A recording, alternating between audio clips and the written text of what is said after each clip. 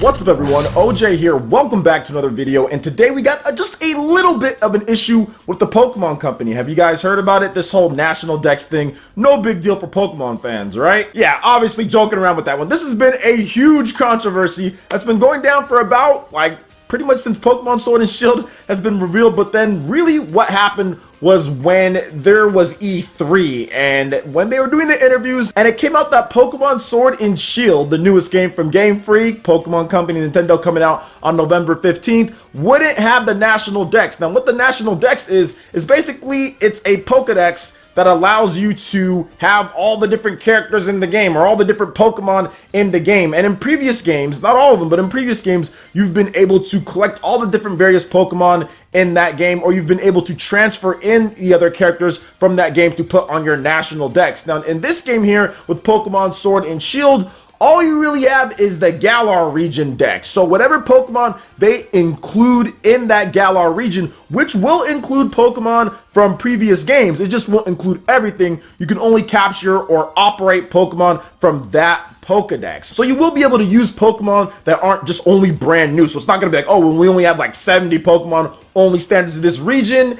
and you're not going to be able to use anything else. There's going to be a lot more. We just don't know how much, who they're cutting, whatnot. But either way, this didn't go over well with Pokemon fans. We've seen all sorts of different campaigns and pretty much Twitter campaigns. We've seen everything, people saying that they need to bring back the National Dex. This needs to come back. We need all of our Pokemon, despite what the Pokemon Company has said about the animations and how long it would take and doing all of that, because obviously it would be a huge undertaking. There's like, what, 700, 800 Pokemon at this point, and if you add in what's going to be in the Galar region and what they're doing there and what they're trying to do with the game, we still need to see more of the content and everything. It would be a very huge undertaking in order to get all of that done. But I do want to talk about some things on both sides. Whether you're on the National Dex people, I don't care how long it's going to take, they should do it their lazy side, or you're on the, well, they're doing what they can and they're trying their hardest. I'm going to talk about it from both perspectives here, and we can just have a nice discussion on it, I guess, right? If we haven't already talked about it enough on this channel. But anyway, let's get into what Junichi Masuda had to say on the topic, because he actually addressed this directly, which the Pokemon Company almost never does. So let's get into what he has to say. Quote,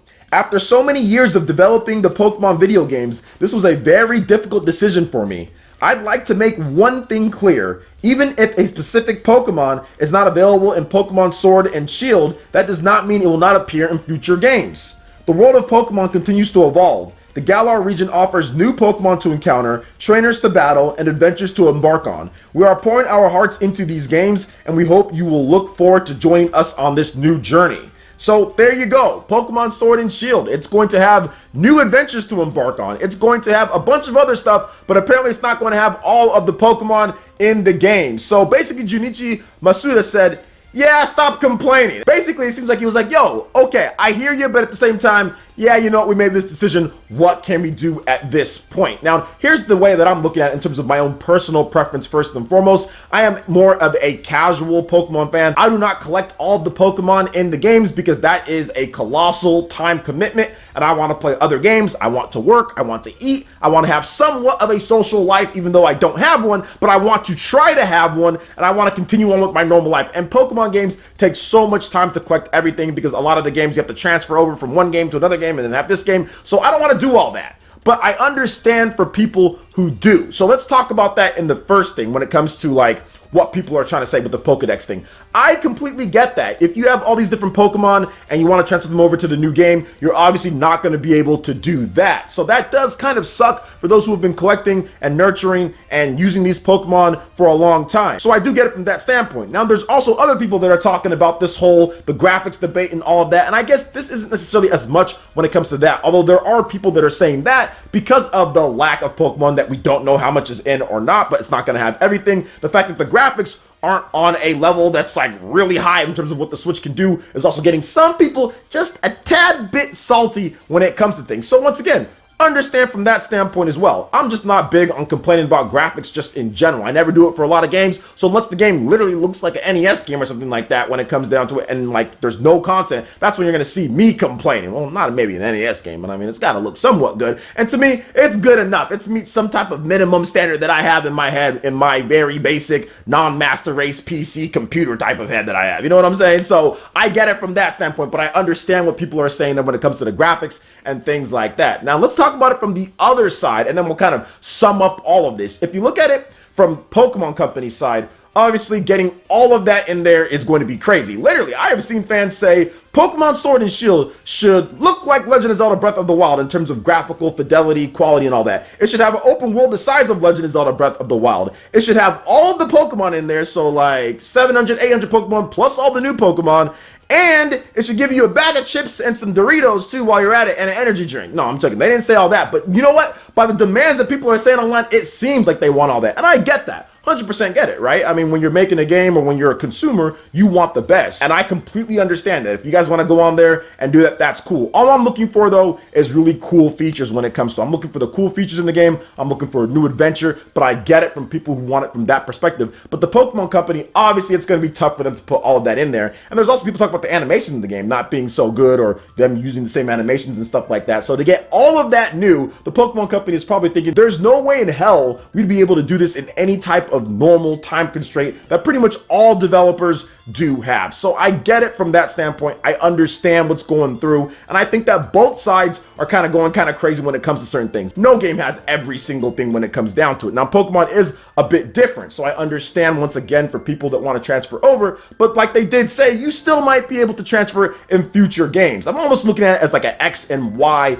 type of thing, right? When you look at X and Y, that game did not really use the power of the 3DS too much. I mean, it did in some ways, but then in other ways, it really didn't, especially like in the overworld and stuff like that. And then they got better as they went along with Omega Ruby, Alpha Sapphire, Pokemon Sun and Moon, Ultra Sun and Moon. The graphics are much improved from X and Y to Sun and Moon. So you have to give them credit for that. So once again, sometimes the Pokemon fans can be a little bit crazy when it comes to certain things, but I understand the whole National Dex thing and wanting to be able to have your Pokemon because they've done it in previous games. Now let's talk about from the Pokemon Company side and what their problems are. They need to make sure, if you're going to cut Pokemon and stuff like that, you've got to make sure that the game visually definitely looks better than what it is. I can completely understand people talking about it from that perspective because graphics-wise, when it comes to this game, graphics-wise, they're not done yet. They're not done yet, but it could be more polished up. We've seen the infamous Ocarina of Time tree. I think some areas and some stuff looks better than others, but it needs to be a little bit more polished if you're going to be able to cut Pokemon like that. Now, what we don't know when it comes to the Pokemon Company is how much content is going to be in here, what type of story it's going to have, the type of features it's going to have. If they make up for the lack of Pokemon or lack thereof or whatever the case is of cut Pokemon with an amazing story and an amazing adventure and tons of post-game content and tons of cool online features,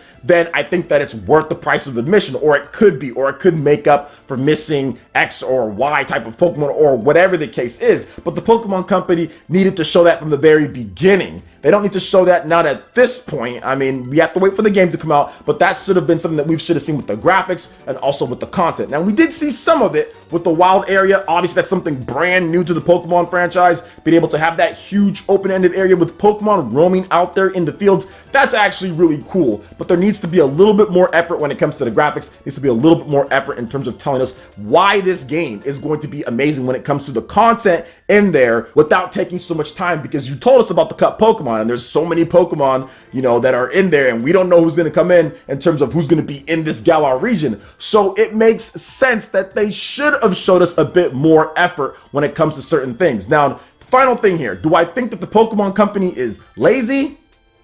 Yes. No, I'm joking with that. No, the Pokemon Company, I don't think they're lazy or anything like that. I think that there's blame or there's issues on both sides when it comes to a Pokemon Company with being a little complacent with saying, hey, you know, this is Pokemon, it can look this way. They should have tried a little bit better in terms of polishing things up in terms of what we've seen so far. So I think the Pokemon Company, if you're going to cut Pokemon, that should have been something that should have been touched up a little bit more. We'll see when the final release comes out. And then also when it comes to the fans, you can't have everything in this game when they're moving over systems. You're not going to be able to have 1,000 Pokemon look like Breath of the Wild, have all the online features, have the story, have voice acting. All that's not going to be the case. You can throw throw a million developers at it, and you still might come out with an Assassin's Creed Unity, okay, where the game barely works or anything like that. Or heck, even Legend of Zelda Breath of the Wild has some of the best developers. Game was running like at 20 frames per second, like the N64 version of Ocarina of Time, running at 20 frames per second in the forest, or just freeze framing. You can throw a million developers. That doesn't mean it's going to fix everything or include everything that you want. So it's just one of those things to where both sides at times have issues when it comes down to it. Now,